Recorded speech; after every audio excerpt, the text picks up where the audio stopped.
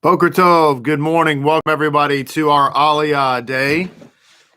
Pray that everybody is doing well and having a good and wonderful morning. It is a beautiful, cold, crisp day here in North Texas, and it's a joy to be with you.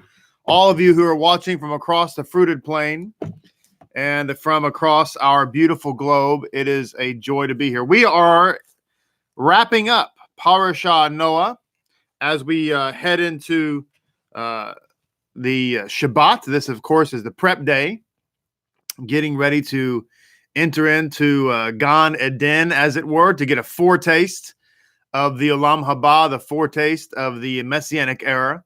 And that's going to be exciting. And then we get to be together with everybody. And tomorrow we will be looking at our microscope, as it were, our microscopic study of the book of Breshit.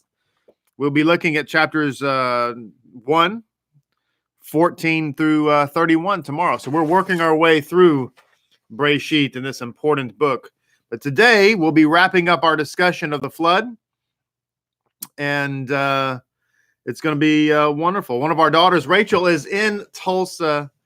She drove up there all by her little self. So she's there watching with a Shoshana team. And so Baruch Hashem, isn't that sweet? Oh, all right. So Noach, we are in Parasha Noach, and we're going to be on page 477.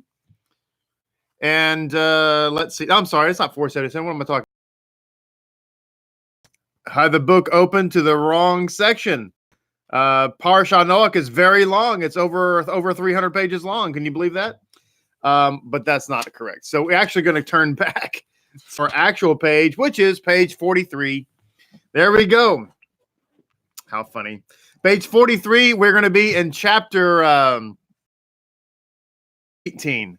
So let's read the 6th and 7th reading, and then we'll get to our insights. We have much to share, as always. So it says, the sons of Noah who came out of the ark were Shem, Ham, and Japheth, Ham being the father of Canaan. These three were the sons of Noah, and from these the whole world was spread out. According to Judaism, you have Shem, of course, who's the father of the Semitic people, to include, of course, obviously, Jews, the Jewish people, Israelites, what have you. And then you have Japheth, who is like the father of the Greeks and the Europeans and so on. And then you have Ham, who's like the father of those from Africa and the ethnic clans and what have you. That's how that spread out. That's why it says these are the whole world spread out from these three. So it says, Noah, the man of the earth, debased himself and planted a vineyard. He drank of the wine and became drunk and uncovered himself within his tent. In Judaism, drinking is permitted. It's perfectly fine, but drunkenness, of course, is not fine and not okay. So this is the problem. So we have Noah, who is not starting off his tenure as the father of the new world, so to speak. He's not doing this very well.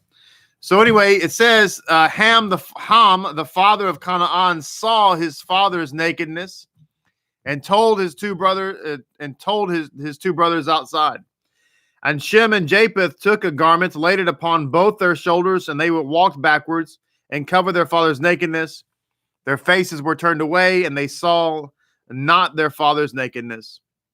It says in the commentary, by the way, that Shem was most desirous to protect his father, to cover up his shame, so to speak. And as a result of that Shem and his sons were given the great mitzvah of the seat and wearing the talit gadol.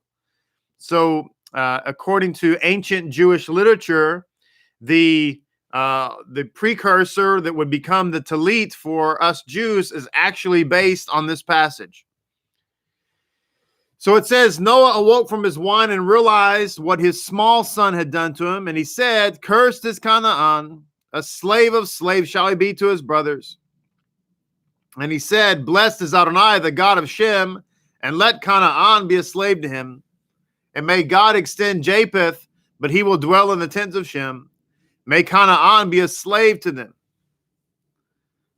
So it's interesting, by the way, that there's an insight in Rabbi Monk's commentary, I believe it is, about this, because Japheth, as I said, is the father of the Greeks, and later that would spread to the rest of the European countries. But there is, here it is. It says the word Japheth also means beauty. The rabbis thus interpret this verse, let Japhethic beauty dwell in Semitic tents. This comes from Megillah 9b. And it says they applied this recommendation more practically to the use of Greek to translate the Torah, since it was the most beautiful language of the descendants of Japheth. So it's interesting to me, I just took note of that the Torah, of course, was translated into Greek, and this became what is known as the Septuagint. And that is, according to Megillah 9b, a fulfillment of this passage where it says, let Japheth dwell in the tents of Shem. I also think it's prophetically interesting that when it comes to the Gospels that were translated into Greek as well, they dwell, as it were, as part of the Scripture. The Gospels are considered by Lapid Judaism to be Scripture because of the words of Mashiach, the stories of Mashiach, and they're translated into Greek, and they dwell also with the Scriptures. I just think that was interesting. Wanted to point that out. So it says, Noah lived after the flood 350 years, and all the days of Noah were 950 years, and then he died. Chapter 10. These are the descendants of the sons of Noah. Shem, Ham, Japheth. Sons were born to them after the flood. The sons of Japheth, Gomer, Magog, Madai, Javan, Tubal, Meshech, and Tiras. The sons of Gomer, Ashkenaz, Rephath, and Togmar. The sons of Javan, Eliash, Tarshish, the Kittim, and the Dodadim. From these, the islands of the nations were separated in their lands, each according to its language by their families in their nations. The sons of Ham were Cush, Mizraim, Put, and Canaan. The sons of Cush, Seba, Havilah, Sabta, Rama, Sabtika. The sons of Ramah, Sheba, and Dedan. And Cush begat Nimrod, and he was the first of the mighty men on the earth. He was a mighty hunter before Adonai. Therefore it is said, like Nimrod, a mighty hunter before Adonai. The beginning of his kingdom was Babel, Erech, Akkad, and Calneh, in the land of Shinar. From that land Ashur went and built Nineveh, Rehoboth, Ir, Kala, and Rezin between Nineveh and Kala, and that is the great city. And Mizraim begot Ludim, Kanamim, Lebamim, Naphtuhim, Pathrusim, and Kaluthim, whence the Philistines came forth, and Kaptorim.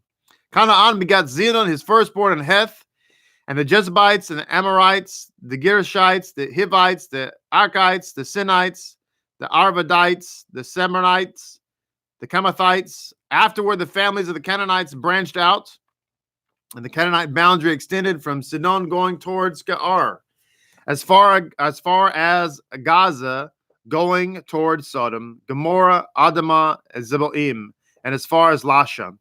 These are the descendants of Ham by their families, by the languages, in their lands, in their nations.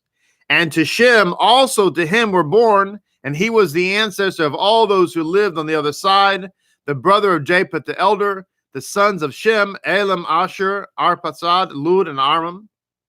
The sons of Aram, Uz, Hul, Gether, and Mash. Akbashad begot Shelah, and Shelah begot Eber, and to Eber were born two sons.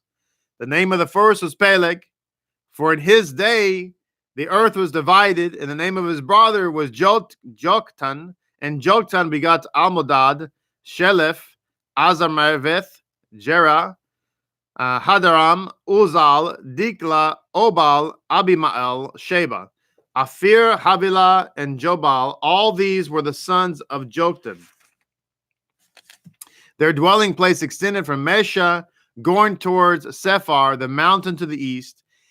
These are the descendants of Shem according to their families, by their languages, in their lands, by their nations. These are the families of Noah's descendants according to their generations and their nations, and from these nations were separated on the earth after the flood. Chapter 11 begins the seventh Aliyah.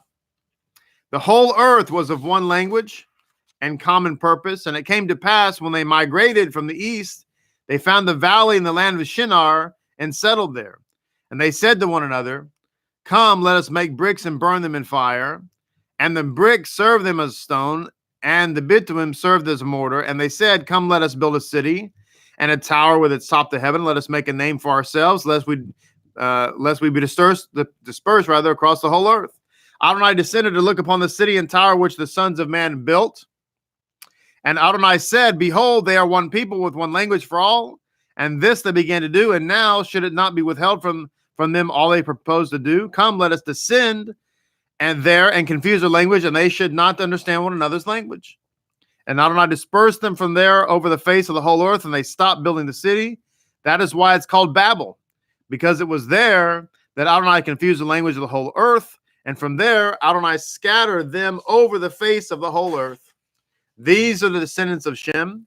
Shem was 100 years old when he begot Akpashad, 2 years after the flood.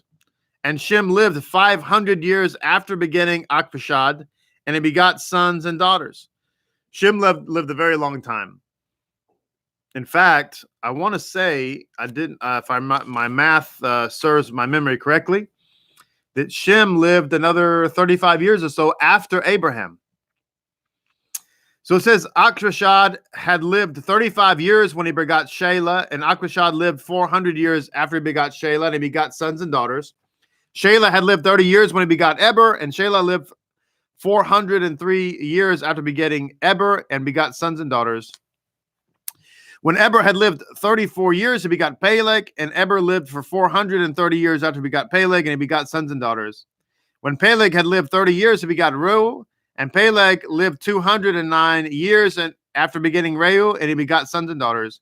When Reu had lived 32 years, he begot Serug, and Reu lived 207 years after begetting Serug, and he begot sons and daughters. When Serug had lived 30 years, he begot Nahor, and Serug lived 200 years after begetting Nahor, and he begot sons and daughters. When Nahor lived 29 years, he begot Terah, and Nahor lived 119 years after he begot Terah, and he begot sons and daughters. When Terah had lived 70 years, he begot Avram, Nahor, and Haran. Now these are the chronicles of Terah. Terah begot Abram, Nahor, and Haran begot Lot. Haran died in the lifetime of Terah, his father, and his native land in Ur-Kasdim. And Abram and Nahor took themselves wives. The name of Abram's wife was Sarai, and the name of Nahor's wife was Milcah. And the daughter of Haran, the father of Milcah and the father of Ishka, and Sarai was barren, and she had no child. Terah took his son Abram, and Lot, the son of Haran, his grandson, and his daughter-in-law Sarai, the wife of Aaron, his son, and they departed with them from Ur-Kasdim to go to the land of Canaan. They arrived at Haran, and they settled there. The days of Terah were 205 years, and Terah died in Haran. Obviously, next week we will be getting into our discussion of the life of, as we begin anyway, to study the life of Abraham. That will be beginning in next week's parasha. Going back to our insights for today's reading and looking at a few things. If we look at the one more time at the idea of the flood, because that's the major theme of our whole parasha, the flood of Noah, I just want to share one more insight about the mikveh, just to kind of reiterate what we've discussed this week so far, this one coming from the Kehot Tumash. It says, in order for the earth to eventually reach this stage, it first had to have been immersed in the waters of the flood, which destroyed the earth, which nullified all sense of self. This one-time experience conditioned the earth to permanently be receptive to divine awareness and therefore teshuvah. So this is where we get the idea that the entering into the mikveh has within it the concept of dying. Now, Yeshua set about, and as did his apostles with him, and then later after his resurrection, to encourage people to visit the mikveh, right? And then there's discussion about how when you visit the mikveh, you are buried beneath the water, so to speak. You rise up from that watery grave to a new creation, and so on and so forth. And that's all those ideas are common to a great many people who have read the Gospels and have believed in the Messiah of the Gospels. Well, ladies and gentlemen, that all of those concepts come from Pharisaical Rabbinic Judaism. That's one of the points I want to make here, because it's talking about the flood being like a mikveh, and a mikveh being like a water grave, that its purpose is to transform the person. That when we come up out of the water, we are now pliable and we're bendable. We are moldable towards teshuvah. And Yeshua taught this, and he encouraged people to be immersed, right? He would not have done that if he wasn't a Pharisee. All of that comes from Pharisaical Judaism. I just want to point this out because, as I've said countless times, the anti-Semitic theology that Rabbinic Judaism is somehow evil or that Yeshua was somehow opposed to the Pharisees has kept people in spiritual bondage. Another interesting insight here gives a new angle, if you will, a new angle to the idea of the days of Noah. So it says the Midrash therefore compares the Messianic age to the days of Noah. Since the flood initiated the process of conditioning the world for its ultimate state, divine awareness, despite the presence of self, which it will attain in the Messianic age. So Yeshua taught that the coming of the Mashiach will occur, and it will be like it was in the days of Noah. And sometimes that is, very often I should say, that is interpreted to be a negative. It'll be riotous and evil like the days of Noah. And the presumption is that it's talking about the days of Noah pre-diluvian, right before the flood. Okay, but it's possible that Yeshua was talking about antediluvian, that he's talking about that when the Mashiach comes, it will be like it was in the days of Noah, where people were eating and drinking and giving in marriage. In other words, they were enjoying that time of drawing close to God's will, eating and drinking, talking about the festivals, giving in marriage. What God is the one who instituted marriage, right? Not mankind. Mankind wants to live together. Mankind wants to just have multiple sexual partners without any commitment, but it's God who instituted marriage. So eating and drinking, giving in marriage seems to be an allusion to the festivals and to following God's will for proper sexual relationships between a man and a woman.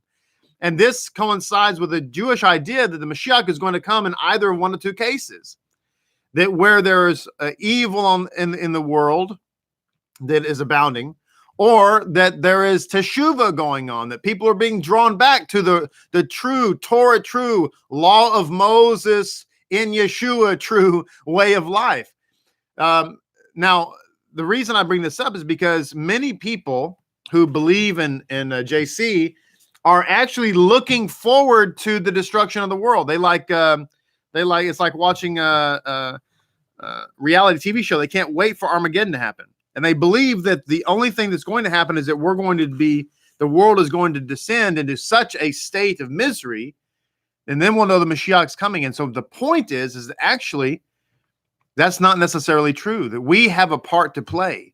This is why Judaism has always taught that we can bring the Messiah, not that we're crazy and we think that we can do that necessarily on our own. But the point being is that by us encouraging the world to eat and drink and be given in marriage, so to speak, in other words, to come under God's divine will, we play a role in encouraging the Mashiach to come. So it's very interesting insight. So the days of Noah may not mean exactly what we perhaps thought it meant or have thought it meant for quite a while. So I want to go back to a interesting point here, because I was looking at some insights from Rabbi Monk This goes back to the discussion of what the world looked like previous to the flood. Now, in our world today, you have a great many people who are obsessed with climate change theories, right? There's people out there who are, in my opinion, not very mentally stable, who actually believe that the world is going to end in 10 years because we have too many SUVs on the highway. And I'm all for taking care of being good stewards of our environment. Please don't misunderstand. I absolutely believe that we should, treat our planet well, and so on and so forth. But I'm talking here about the radicals who make this a religion. And it's interesting to note that the people who are climate change fanatics, that they are 99.9% of the time, they're pro-abortion, they're anti-God, that type of thing. The question becomes, why is that? This is the question we always ask, right? When we see things like this, we ask, how is it that people have these beliefs, right? What's going on? What motivates this? What's the spirit behind it, I guess, is the best question. So this goes back to chapter 8 and verse 22, where Hashem is saying continuously all the days of the earth, seed time and harvest, cold and heat, summer and winter, day and night shall not cease. So basically what is being discussed here is that before the flood, we did not have the seasons like we do now. This is what Rabbi Monk says. Says this view takes for granted that the same seasons we have today existed before the flood, but this does not seem to correspond with early traditions. Excuse me. With early ancient traditions. This is what it says. Indeed, Rabbi Yitzhak holds that before the flood, the land had to be cultivated once only every 40 years. It was eternally spring, and the seasons and the temperatures were the same on all the continents. Communication from one end of the earth to the other was not difficult, for men had an enormous physical strength, and the continents were not yet separated from one another. This comes from the Midrash Rabbah 35. It says they did not separate until after the flood, and since then men have only gradually succeeded in conquering the earth's vastness by artificial means. So this is so there were not all the different seasons. The continents were united; they were not separated like they are today. And it was the weather was like perfect spring everywhere. Many of us have said that, we'd like to live in a situation where it was like San Diego, where it's basically 70 degrees all the time, all the days of the year. It's perfect, et cetera, et cetera. That's how the whole world was before the flood. And I want to point out that a lot of the people who are radical about climate change theory, they essentially want that. They want the climate to be perfect all the time, never change. They believe that we somehow can affect that, which is insane, but they want it to be all the time the perfect without any disruption whatsoever. No hurricanes, no floods, no tornadoes, no hailstorms, nothing like that. Always perfect weather, never too cold, never too hot, right? That's what they want. That's ultimately what they want, right? The question becomes why? Where does that come from? Because there's nothing new under the sun, no pun intended. And here is the answer for us. All right. It says stability in climate conditions and the extraordinary longevity enjoyed before the flood are considered as essential causes of the general depravity of the times. It goes on to say, to be sure, the earth had previously undergone certain periods of change, but they had followed one another at long intervals. Hence, men had enjoyed long periods of stability in nature and in the physical realm. This led them to an easy and frivolous existence, scarcely requiring any effort or struggle on their part. When these long, carefree ages encourage increasing evil, were witness to the old, rich, opulent immorality, massive destruction became inevitable. In other words, a perfect climate without any climate issues like hurricanes and all these different things actually led to frivolity, laziness, and ultimately sin and robbery. So why is it that the human spirit, the secular spirit, the godless spirit wants there to be climate security? Why is it? Is because we love our planet? No, it's because we want to go back to the pre-Diluvian times. Isn't that fascinating? Who would have thought that climate stability or climate change theology had anything to do with Torah? But everything has to do with Torah. That's the message here. That's crazy.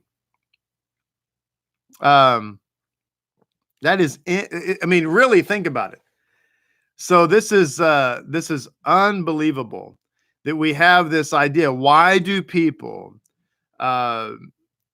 have this idea that they want stable climate, and it all goes back to a desire for sin? Isn't that crazy?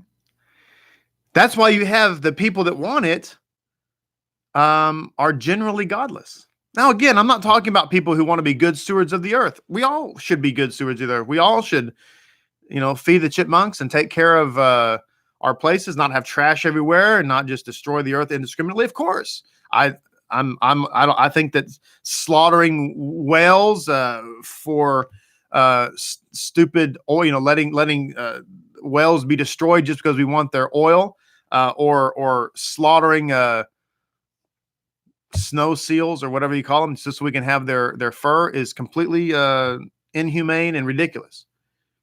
And we should not be allowed to do that. It's cruel and evil. Okay. So don't get me wrong. Don't misunderstand what I'm saying. I'm talking here about the radical, bug-eyed, crazy idea about climate change. Where does it come from? It's just fascinating. I was blown away when I saw this. It's interesting also to note, as the commentators point out, that we have a new world with Noach. And just like when Adam was put into the garden in his new world, God told Adam, the first thing he said to him is what he should and shouldn't eat. He gave him a food law. Most people who believe in the Messiah believe that we can eat whatever we want, and God doesn't care anything about what we eat. He could care less. But in fact, in Jewish ideas, which is biblical ideas, kosher eating is a prerequisite for holiness, which is why what we can and can't eat was first given to Adam. And because we violated that food law, because we ate something we weren't supposed to eat, we now have pain in childbirth, we have death, we have destruction, we have climate change, we have evil and sin, all because of that. Now, Noah steps off the ark, and God gives him a food law about what he can and can't eat and how he's supposed to eat it and so on. It's interesting to note God always has food on the mind as far as what we're supposed to take in and not take in. It's an interesting reminder of how important our diet is. And most people, and I'm not talking here about diet with respect to health. Kosher eating has nothing to do, frankly, with health, because you can eat a perfectly kosher diet and not eat anything healthy. It has nothing at all whatsoever to do with health. It's all spiritual. Because I can go out right now and I could go over to, what's that place called? The donut place. I forget, because I don't eat donuts, thank God. But anyway, whatever it's called, I can go get a dozen wonderfully kosher, perfectly 100% kosher, giant Bavarian cream-filled donuts. And none of that is healthy, but it's all kosher. So we're not talking here about health. We're talking here about spirituality. And so when I talk about a diet, I'm not talking about non-GMO. I'm not talking about organic. I'm not talking about a healthy diet. I'm talking about a spiritual diet. And so this is what God is trying to tell us. One more insight. So much to share, but so little time. But that's okay because we have the Shabbat table sparks coming out. The rainbow, according to Rekanati, is a reflection of the Shekinah. When we look at the rainbow in the sky, it is a reflection of God's glory. It's a reflection of the Shekinah. And as a result, it was his belief that we should not stare at it. We should actually turn our face from it and enjoy it in our peripheral, if you will, because it represents who God is. Well, we're out of time. We're not out of content, but the good news is we have more time to be together to study next week. So, Baruch Hashem, thank you so much for being with us. God bless each and every one of you. May you enjoy your Sabbath, enjoy your wonderful Shabbat.